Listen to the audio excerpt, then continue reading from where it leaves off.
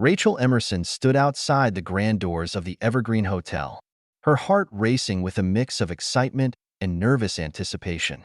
The hotel, with its towering marble columns and crystal chandeliers, was a symbol of luxury and success in the city. For years, Rachel had walked past this iconic building, imagining what it would be like to step inside. Today, that dream was about to become a reality. Dressed in a sharp navy blazer and tailored slacks, Rachel carried herself with quiet confidence. In her leather bag was her meticulously prepared resume. She wasn't just here for a job. This was a stepping stone for her future.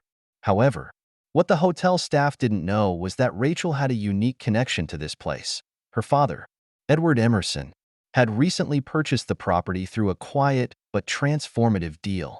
While Rachel could have easily taken an executive position thanks to her father's influence, she had insisted on proving herself, starting from the ground up.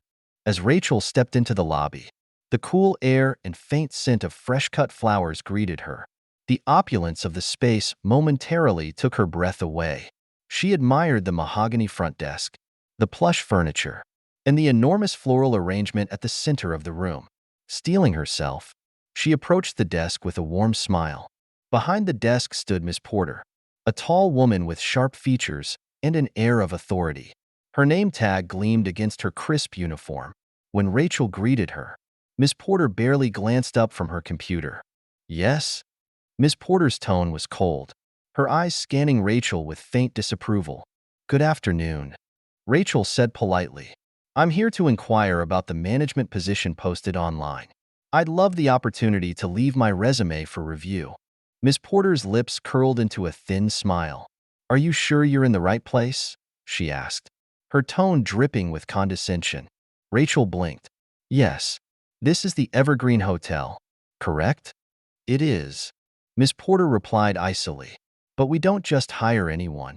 Positions here require extensive experience in luxury hospitality. Perhaps you'd be better suited for a position elsewhere." The subtle but sharp jab was unmistakable. Rachel felt a pang of frustration but kept her composure. "I have a degree in hospitality management from one of the top universities and several years of experience. I assure you I'm qualified." Miss Porter's expression didn't soften. "We're not accepting walk-ins for that position. Applications must be submitted online." Rachel hesitated, sensing this wasn't about protocol but prejudice. Still, she maintained her poise. "Understood.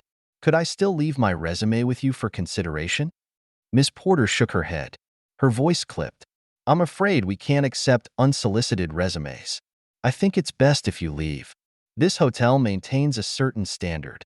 Rachel stood frozen for a moment, the sting of the insult heavy in the air. Around her, a few staff members and guests glanced over, their curiosity piqued. Refusing to let her humiliation show, Rachel took a deep breath and said firmly, "How you treat people reflects more on you than it does on them." With her head held high, Rachel exited the hotel. Once outside, her phone buzzed with a message from her father. "How's the visit to the Evergreen going? Let me know if you need anything." She stared at the message, conflicted.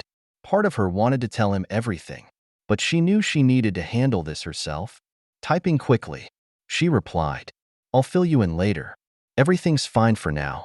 Rachel resolved that she would return to the Evergreen, not as an applicant, but as someone who commanded respect.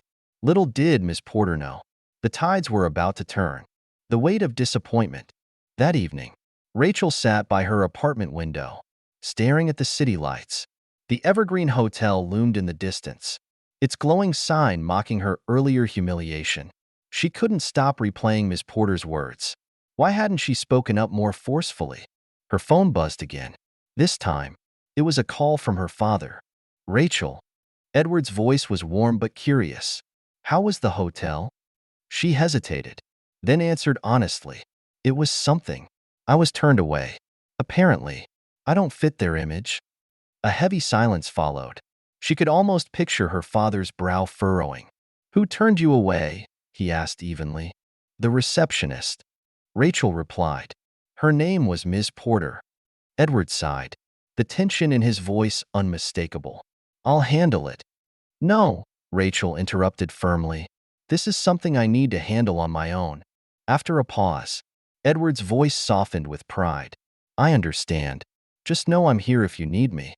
A new perspective. The next day, Rachel returned to the Evergreen, this time as a guest. Ms. Porter was absent, and a younger receptionist greeted her with a smile. Welcome to the Evergreen Hotel. How can I assist you? I'd like to book a stay for the weekend, Rachel said smoothly. Would it be possible to take a look around first? Of course, the receptionist replied cheerfully. As Rachel wandered the hotel, she observed the staff with fresh eyes. She noticed subtle shifts in tone when different guests approached and how employees like Ms. Porter wielded quiet power to exclude certain individuals. In the lounge, she overheard whispers about Ms. Porter's attitude. She's in one of her moods again, a bellhop muttered. Tell me about it, another replied. Yesterday, she practically threw out a woman for not looking the part. Rachel's suspicions were confirmed. Ms. Porter's behavior wasn't an isolated issue. It was part of a deeper cultural problem within the hotel. The truth unveiled. Rachel met with her father later that week. Dad, she said, I need your help. Not to fire Ms. Porter, but to fix the culture of the hotel. Let me do this quietly. Edward agreed, giving Rachel the authority she needed. She returned to the hotel under the guise of a management consultant, observing the staff and building trust. Over the weeks, she listened to employees' stories, saw their struggles, and made mental notes of the systemic issues. Finally, the time came for her reveal. At a grand event in the ballroom, investors and staff gathered, expecting an announcement from the hotel's mysterious new owner. When Rachel stepped onto the stage, the room fell silent.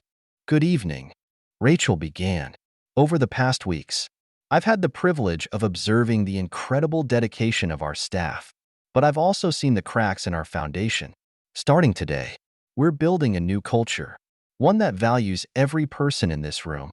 Ms. Porter, standing near the back, paled as realization dawned. A legacy of respect. In the months that followed, the Evergreen Hotel transformed. Diversity training became mandatory, and hiring practices were revamped. Even Ms. Porter embraced the changes, becoming an advocate for fairness under Rachel's mentorship. One evening, Rachel stood by the hotel's grand windows, watching the city lights with her father.